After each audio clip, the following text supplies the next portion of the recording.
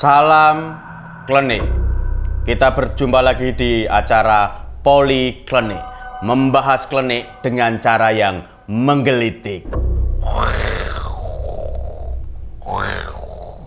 Kamu jangan menakut-nakuti seperti itu toh. Kenapa, Ki? Saya itu kan mendapat keahlian seperti ini kan secara otodidak. Kok otodidak bagaimana? Biasanya itu otomatis. Ini kok otodidak? Otodidak itu loh yang tidak belajar secara formal itu loh. Otodidak. Wah, ini acara saya yang sebenarnya membahas mengenai misteri, hal-hal yang horor, tapi dengan narasumber kita yaitu Ki Jongoyo. Nah, Ki Jongoyo menuruti permintaan dari subscriber kita. Oh iya. Nah, setelah kita menayangkan satu episode kemarin, ternyata tidak ada yang tanya. Berarti sudah paham. Oh, sudah Seperti paham. di sekolah itu kalau setelah guru selesai menerangkan ada pertanyaan, tidak ada yang bertanya, berarti sudah paham semuanya. Oh, kan begitu. Iya. Ini mohon maaf Ki Jongoyo, sebelumnya saya akan menyapa dulu untuk saudara-saudara kita yang selalu menunggu acara Poliklinik membahas hal mistik dengan cara menggelitik. Ini bahasan apa yang akan kita obrolkan di acara ini? Saya akan bercerita dulu pengalaman misterius. Begini.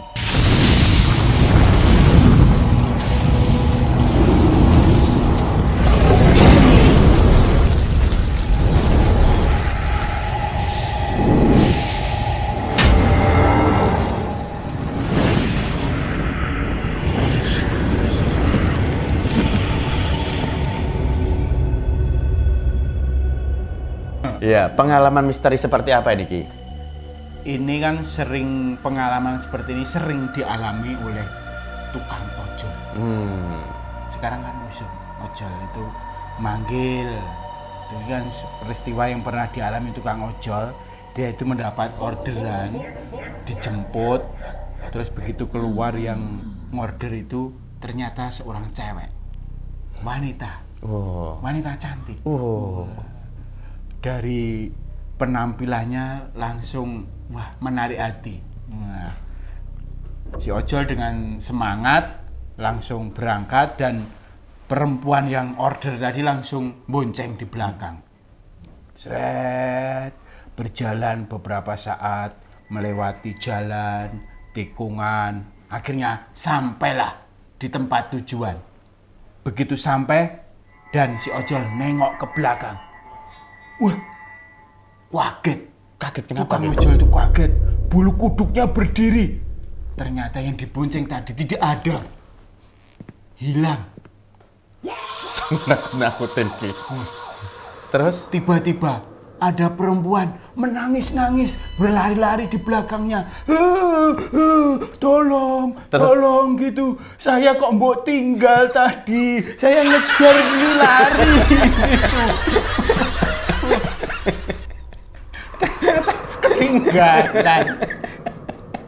Ini pengalaman misteri apa? Misteri apa? Menakutkannya di mana? Saya kira itu hilang itu karena yang diboncengkan ternyata hantu gitu loh. Ternyata Ya, itu pengalaman misteriusnya itu bikin bulu kuduk berdiri. itu ternyata hanya cuma jatuh. Tertinggal. Serius, Ki.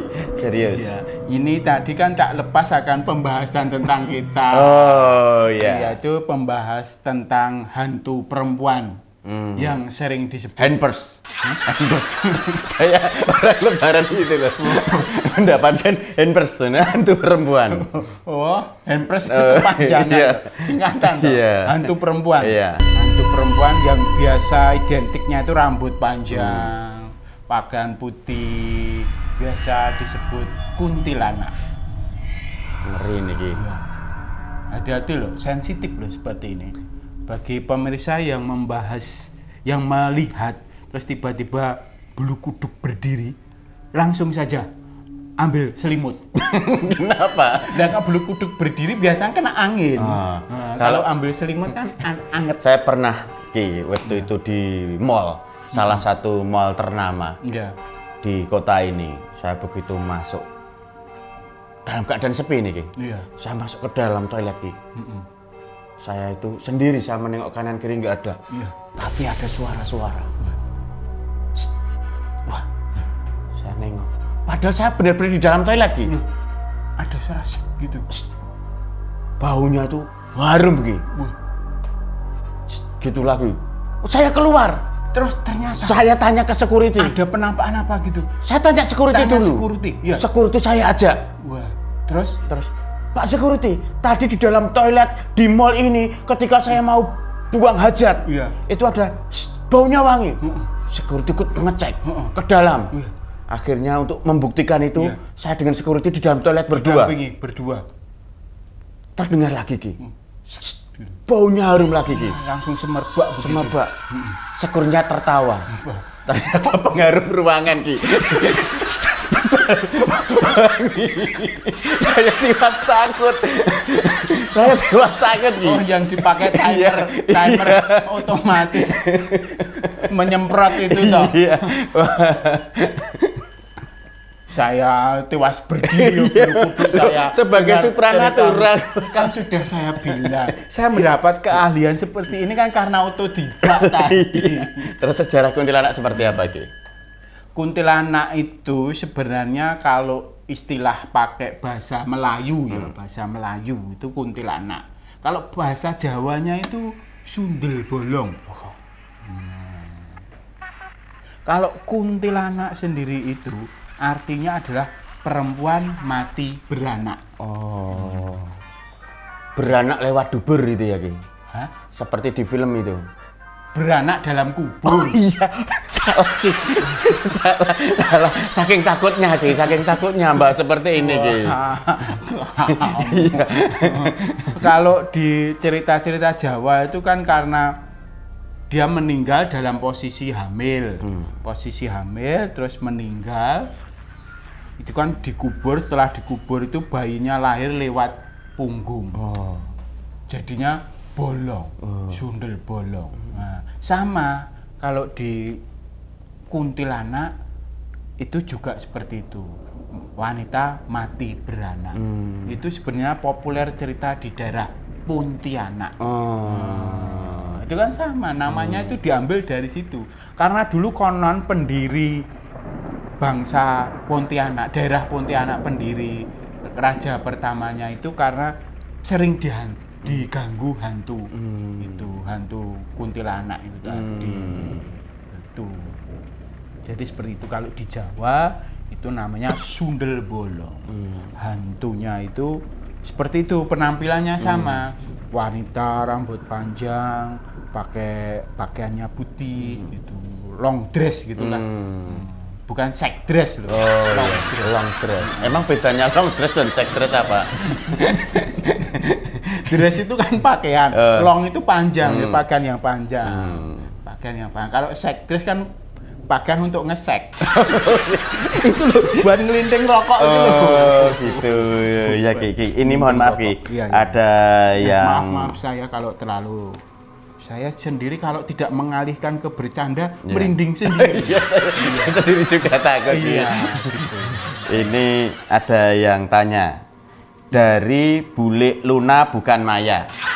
Oh, berarti bukan Luna Maya. Iya, dari bule Luna bukan Maya. Saya mau tanya Halo, kepada Talun. Oh, Talun. Tante Luna. Oh ya. Ini mau tanya dengan Ki Jongoyo. Kenapa yang namanya kuntilanak itu di film-film digambarkan selalu memakai daster putih? Oh, seperti itu. Kenapa kok selalu putih? Ya kan? Iya. Ya kalau nanti pakai pakaian partai itu kalau musimnya pemilu. Memang ada hantu kok di-endorse sama partai itu. Bukan seperti itu, bukan seperti itu. saya tadi juga bercanda lagi, Iya, iya. mengalihkan supaya nggak merinding. Iya, ini yang serius Ki. Saya pengen tanya yang serius ya. Karena bahwa hantu itu kan makhluk halus. Makhluk halus itu supaya untuk bisa menampakkan diri itu dia harus butuh energi yang tinggi. Kalau dia pakai pakaian macam-macam itu berarti energinya harus mengeluarkan banyak sekali. Jadi ya sing gampang Pak putih gitu saja. Sebenarnya itu enggak literally daster.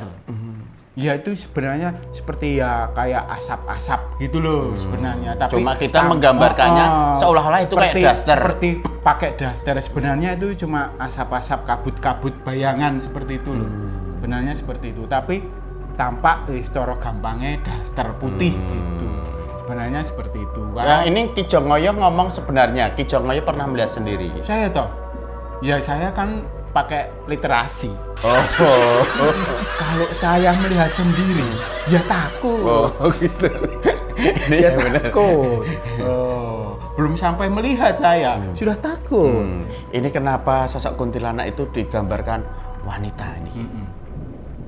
Karena biasanya bahwa karena hantu-hantu kebanyakan wanita kan ya. Ada peri, wanita, terus wewe juga wanita, sundel bolong, kuntilanak, wanita. Itu karena biasanya masyarakat di kita ya, bahwa sosok wanita itulah sosok yang objek penderita gitu loh, ya kan. Nah, jadi protes dia kan sering menderita gitu. Kan juga seperti kisah kuntilanak sejarahnya tadi, wanita mati berana, berarti kan karena sesuatu hal juga gitu. Jadi seperti beban yang diterima seorang wanita di negeri kita itu terasa berat gitu loh. Gitu loh. Wah, itu saya ngomongnya serius ya. Iya, ini memang saya butuh seriusnya. Ya kayak aliran feminisme. Ya. Bukan. Ya. Terus ini cara untuk menghindari kita biar dijauhkan dari gangguan-gangguan. Oh, gitu. Seperti kuntilanak Mudah. tadi. Jangan pergi ke tempat yang banyak kuntilanaknya. Udah itu nggak bakal ketemu kuntilanak. Udah loh. Maksudnya kan ini kan kita tidak tahu seolah-olah muncul atau sewaktu-waktu muncul itu adakah benda-benda khusus. Dulu kalau di Jawa itu kan ada bayi, kalau tidur harus ada ini, ada itu, ada apa-apa aja si wanita sundel bolong atau kuntilanak tadi simbol jadi wanita yang dia itu seperti kehilangan anak. Berarti dia itu seringnya mengganggu wanita yang ada bayinya, ada balita, gitu, wanita penyayang. Apalagi kuntilanak atau hantu sundel bolong yang paling menyeramkan itu adalah kalau ada penampakan kuntilanak itu pakai nggendong bayi. Itu adalah kuntilanak yang paling menyeramkan. Kenapa? Dia bisa menyuri bayi. Dia punya kekuatan seperti itu. Dia seperti kehilangan bayinya gitu loh. Kok kita Saya takut sampai kepantun. itu tadi mapret gitu. Iya, saya takut sampai kepantun. Mapret itu tadi. Ini pembahasan yang saya ngeri. Aduh, ini mungkin dari sedikit cerita ini karena saya sudah terlalu merinding ini. Dari para wanita hamil atau yang punya bayi, kalau orang-orang zaman dulu itu diselipkan gunting atau jarum karena benda-benda tajam seperti itu yang bisa buat mengusir, menghindari kuntilanak mendekat. Bahkan ada mitos kalau kuntilanak atau sundel bolong dipaku kepalanya akan badar. Lah bagaimana makunya melihat aja udah takut. Kenapa ya usah dipaku, maku harus dipaku praya badar. Iya.